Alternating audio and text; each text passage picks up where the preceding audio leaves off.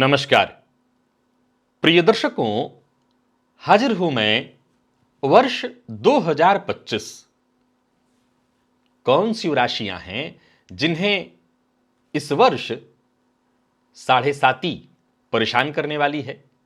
कौन सी राशियां हैं जिनकी साढ़े साती प्रारंभ होने वाली है? कौन सी राशियां हैं जिन्हें साढ़े साती से मुक्ति मिलने वाली है? कौन सी राशियां हैं जिन्हें ढैया प्रारंभ होने जा रहा है और कौन सी राशियां हैं जिन्हें ढैया से मुक्ति मिलने वाली है?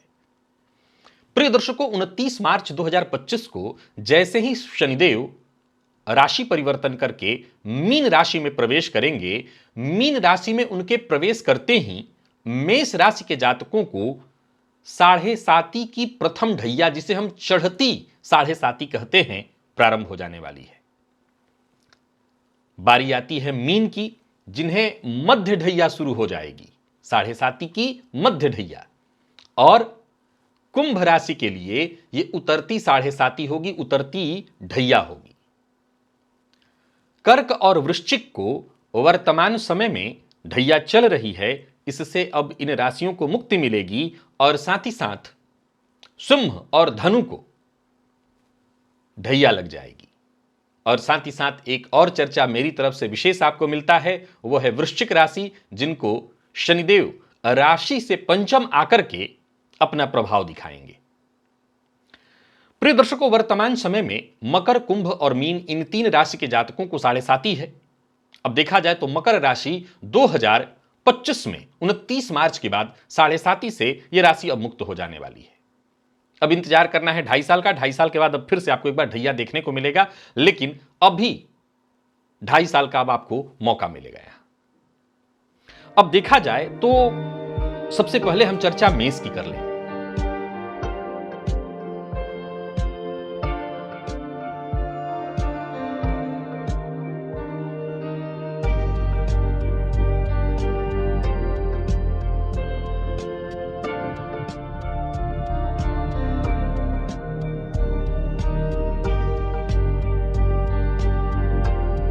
मेष राशि के जातकों के लिए साढ़े साती की ये प्रथम ढैया, जिसे हम चढ़ती ढैया कहते हैं, लगने जा रही है। प्रिय दर्शकों, पूर्व में भी मैंने साढ़े साती की बहुत सी चर्चाएं आपके सम्मुख रखी हैं। मैं सदैव कहा करता हूं, ऐसा नहीं है कि साढ़े साती लग जाने का मतलब है कि जीवन बर्बाद हो गया, आदमी रोड पर आ गया। ऐसा नहीं है।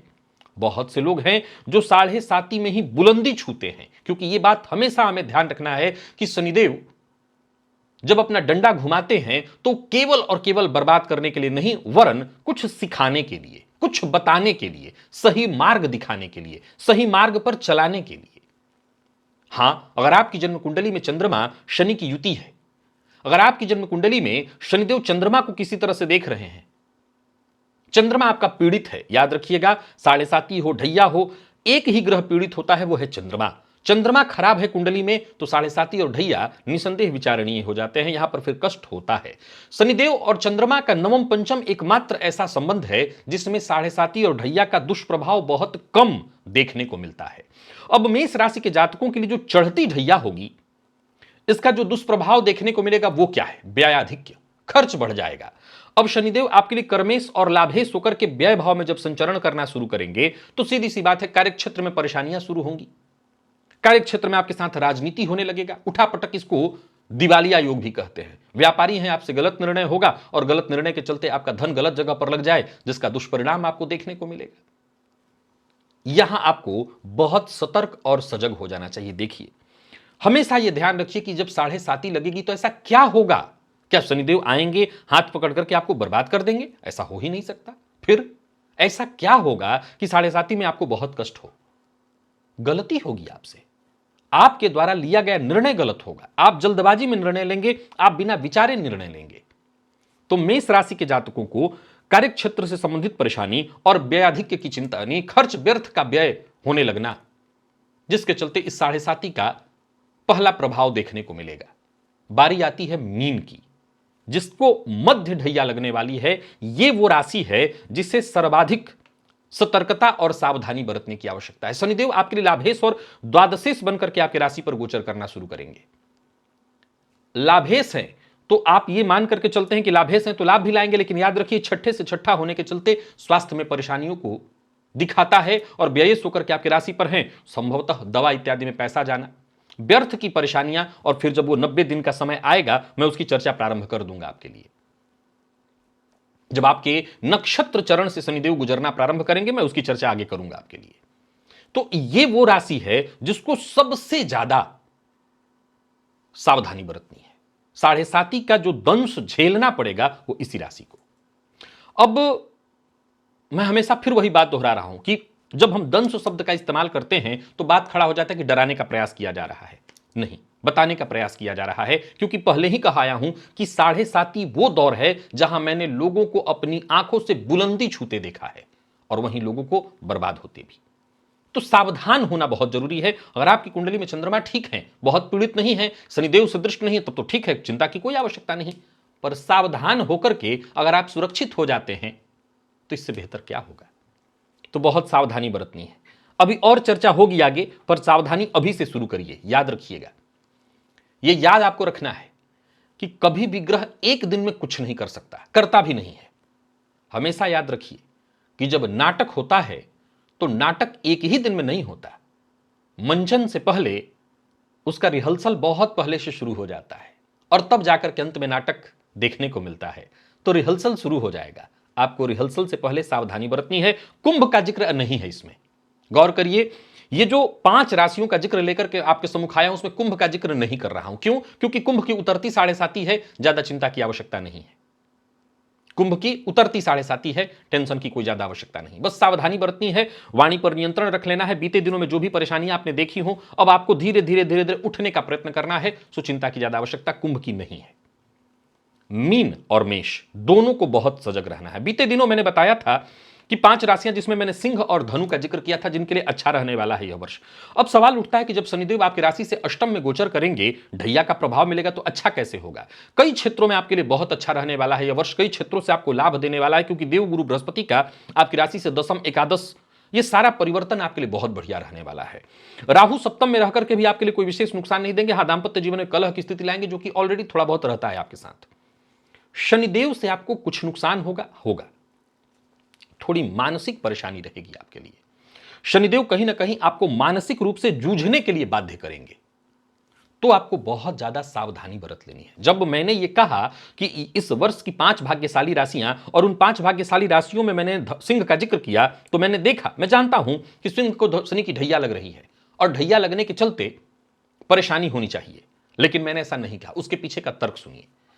प्रिय दर्शकों, शनिदेव और चंद्रमा ऐसे ग्रह हैं, जब राशि छोड़ते हैं तो अपना अच्छा बुरा जो भी उनको प्रभाव देना होता है वो दे देते हैं। तो सवाल खड़ा होता है कि जब राशि छोड़ते हैं तब अपना अच्छा बुरा प्रभाव देते हैं, तो सवाल उठता है फिर कुंभ के लिए कुंभ को आपने छोड़ क्यों दिया। कुंभ के लिए तो सबसे ज्यादा बुरा होना चाहिए, मकर के लिए तो सबसे बुरा होना चाहिए। प्रिय दर्शकों, यहां एक बात बहुत ध्यान से समझ लेना है। जो जाना था इन राशियों का वो लमसम जा चुका है, अब कुछ बहुत नहीं बिगड़ने वाला। हां, अब अगर ये राशि के जातक, जैसे मैंने इनके जिक्र को छोड़ा, उसके पीछे का तर्क यही है। हमेशा याद रखिए, कई बार आपने लोगों को कहते सुना है, ये गलत नहीं है कि शनिदेव जाते जाते असल में दे जाते हैं, ये आपने सुना है। जबकि असल में ज्योतिष शास्त्र क्या कहता है कि शनि जाते जाते ही परेशानी देते हैं। शनि कैसे ग्रह हैं? तो वृद्ध ग्रह हैं, और वृद्धावस्था सबसे अंतिम में है। तो शनिदेव जाते जाते देते हैं, सफलता भी और असफलता भी, परेशानी भी, ये सब बाद में देते हैं। इसीलिए आपने सुना है कि जाते जाते शनि दे देते हैं। असल में जाते जाते वो दे ही देते हैं, छीनते तो कुछ नहीं है। पर होता क्या है कि अब ये निर्भर करता है कि आपने उसको लिया कैसे। शनिदेव ने जो दिया, आपने उसको लिया कैसे। ज्ञान ले लिया, कुछ सीख लिया, कुछ समझ लिया तो बहुत कुछ लिया, और नहीं समझे तब तो फिर जाते जाते भी जो रखा है वो ले जाएंगे। तो असल में मैं ये मान के चलता हूं कि कुंभ के जातक थोड़े दार्शनिक होते हैं, गंभीर होते हैं, और उनको पता है कि उनकी गति धीमी है। इसलिए मुझे भरोसा है कि कुंभ वाले इस समय को निकाल लेंगे और उनके लिए कोई कष्ट की बात नहीं है। अब बारी आती है सिंह की। तो सिंह के जातक भी गंभीर होते हैं, स्थिर होते हैं, परंतु आपको इस ढैया से अगर नुकसान से बचना है तो 2 बातें गांठ बांध लेनी होंगी। पहला, अहंकार का त्याग करना होगा। दूसरा, कार्यक्षेत्र में घुल मिल के रहने की प्रवृत्ति बनानी होगी। जरूरी नहीं है कि हर जगह आप ही बॉस बन करके रहें। एक सामान्य सरल शब्द कहते हैं बॉसी प्रवृत्ति, आप इस भौसी प्रवृत्ति को त्याग दीजिए तो ढैया से ज्यादा नुकसान आपको नहीं होगा। अन्यथा फिर कार्यक्षेत्र में परेशानी उठापटक शुरू हो जाएगी, कहीं से कहीं आपको पहुंचाया जाएगा, यानी ट्रांसफर और बेमतलब के ट्रांसफर परेशानी में आपको डाला जाएगा। बचना चाहते हैं, थोड़ा शांत हो जाइए, सावधान तो रहिए ही, शांत में कुछ उपाय भी आपको बताऊंगा। और यह बात आती है वृश्चिक की, नहीं पहले धनु की कर लेते हैं तब वृश्चिक की बात करेंगे। धनु के लिए चतुर्थ के शनिदेव ढैया से वैसे कोई नुकसान ज्यादा नहीं होता, मानसिक अशांति, माता को कष्ट, गृह कलह की संभावनाएं, परंतु चौथे शनि भूमि भवन वाहन का सुख खूब देते हैं, तो आप अचल संपत्ति इत्यादि जो करना चाहें वो कर सकते हैं। इन सब मामलों में यह ढैया आपके लिए ठीक होगी, तो ज्यादा चिंता की आवश्यकता नहीं। इसका जो दुष्परिणाम निकल करके आएगा वो दो ही है। क्यों ढैया कहा गया है ना, क्यों ढैया कहा गया है, कुछ तो कारण होगा कि चौथे शनि को ढैया कहा गया और कहा गया कष्ट देते हैं, तो इसके पीछे रीजन क्या है। इनकी दृष्टि आपके व्यक्तित्व पर पड़ रही है, तो वो क्या करेंगे कि हर कार्य ही आपका डिले कर देंगे, तो ये स्वीकार कर लीजिए। कार्यक्षेत्र में उठापटक की स्थिति थोड़ी ज्यादा आ जाएगी, स्वीकार कर लीजिए। स्वीकार रहेगा तो आपको कोई चिंता नहीं। बाकी मैं पहले कहा आया हूं, आपके लिए ठीक है, ज्यादा घबराने की आवश्यकता नहीं है। भूमि भवन इत्यादि, क्योंकि तीसरे का राहु होगा, तीसरे का राहु जो है वो पुरुषार्थ में आपके वृद्धि करेगा, वो आपको हर जगह से पुरुषार्थ करके देगा, तो इसके चलते ढैया से ज्यादा आपको चिंता नहीं करनी है। अब जिस ग्रह राशि की चर्चा मैं एक्स्ट्रा करूंगा, जो कि आप प्रायः इसी के चलते कई लोग उटपटांग भी इसी वीडियो में आके कमेंट करेंगे, वो है वृश्चिक। ढैया समाप्त हो जाएगी, लेकिन एक मैं इसके बारे में सदैव चर्चा करता हूं और फिर से आपके लिए कर दे रहा हूं। शनिदेव का राशि से पंचम का संबंध, और यह चर्चा आपको सिर्फ और सिर्फ मेरे यहां ही सुनने को मिलेगी, और यह चर्चा आपको याद रखनी है। शनिदेव का राशि से पंचम संबंध यह ठीक नहीं होता। जब शनिदेव आपके राशि से पंचम में गुजरना शुरू करेंगे तो यहां से उनकी तीसरी दृष्टि आपके सप्तम पर होगी। देखिए, इसको समझिए, इसके पीछे कोई तर्क, बेतुका तर्क नहीं है, बड़ा गंभीर तर्क है। कालपुरुष की कुंडली के हिसाब से पंचम भाव में कौन सी राशि होती है? सिंह राशि। सिंह राशि के स्वामी कौन है? सूर्य। सूर्य और शनि है कैसे? नैसर्गिक शत्रु ग्रह। यानी कालपुरुष की कुंडली के हिसाब से पंचम भाव सिंह राशि, सूर्य के स्वामी, इन ग्रहों के राजा का घर है, और वहां पर शनिदेव बिल्कुल ठीक प्रभाव नहीं दे पाते। और यहां से उनकी तीसरी दृष्टि सप्तम पर पड़ती है, जहां से आपके जीवन काल में सब कुछ है, दांपत्य जीवन से जुड़ा हुआ है। शनिदेव विच्छेदात्मक ग्रह हैं, सो दांपत्य जीवन में कलह, परेशानी स्थिति उत्पन्न करते हैं। इनकी सातवीं दृष्टि आपके लाभ भाव पर पड़ती है, विच्छेद की स्थिति उत्पन्न करते हैं, लाभ से दूर करने लगते हैं। और इनकी 10वीं दृष्टि आपके कुटुंब धन भाव पर पड़ती है। जब परिवार के सदस्य, जीवन साथी सब आपका साथ छोड़ने लगे, इनके साथ ही अनबन मतभेद की स्थिति उत्पन्न होने लगे, तो सीधी सी बात है, इसीलिए दक्षिण भारत में कहा गया, साढ़े साती और ढैया से भी ज्यादा डर उन्होंने कहा इस पंचम के शनि से है। पंचम का शनि, वो कहते हैं कि टूटे बर्तनों में खाने को बाध्य कर देता है, फूटे बर्तनों में खाने को बाध्य कर देता है। कहने का तात्पर्य बहुत अधिक संघर्ष और परेशानियों में डाल देता है। अब उपाय क्या है? हो सकता है आप लोगों के मन में उत्पन्न हुआ हो कि विषय डराने का है, नहीं, समझाने का है। और बारी आती है उपाय जो मैं हमेशा कहा करता हूं और भी आने वाले दिनों में फिर से कहूंगा। देखिए, अगर आप चाहते हैं कि वक्त आपका कुछ न बिगाड़े, वक्त में कुछ खराब न हो, तो जब आपको पता चल गया कि वक्त बिगड़ने वाला है, तो एक बात जो मैं हमेशा आपको समझाया करता हूं, बताया करता हूं, वो यही है कि आपको पता है कि बिगड़ने वाला है, और आप जो कर रहे हैं सब कुछ आसानी से हो रहा है। ऐसा लग रहा है कि 2 लगा रहा हूं, 4 आ रहा है। कहां, मैंने तो सुना था बुरा था, यहां तो केवल और केवल मैं बुलंदी के झंडे गाड़ रहा हूं। असल में आपको एक बड़े षड्यंत्र में फंसाया जा रहा है। ग्रह, मैं हमेशा कहा करता हूं, कभी कुछ बिगाड़ ही नहीं सकता आपका, वो खेलता है आपके मन से, अर्थात चंद्रमा से। जब आपको ऐसा प्रतीत होने लगे कि आप जो कर रहे हो तो सब आसान हो रहा है, आपके सारे पत्ते ही केवल और केवल आपको सफल ही बना रहे हैं, ये बहुत घबराने का विषय है, ये डर जाने का विषय है। जब दिख रहा है कि वक्त बुरा है पर हो नहीं रहा, इसका मतलब एक भयंकर षड्यंत्र, और ग्रह यहीं पर आपको धोखा दे देता है। इसका बताने का सिर्फ एक मतलब है, सावधानी बरत लीजिए।